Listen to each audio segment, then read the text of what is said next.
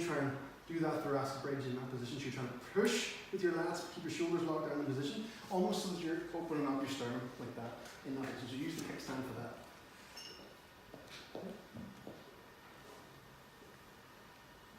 So now really focusing there, opening up your ribs. Yeah, much harder working. Oh, yes. Yeah. And then bring yourself up. Do 5 reps like that, nice and slow. Breathe the whole time as well.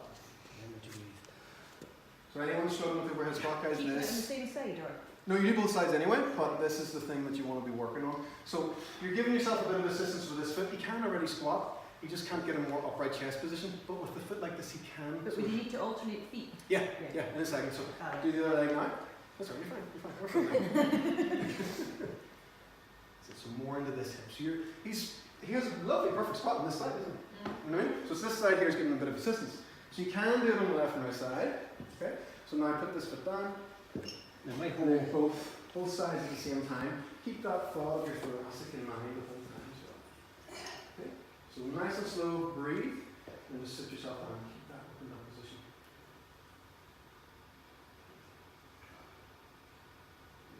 You feel any difference here?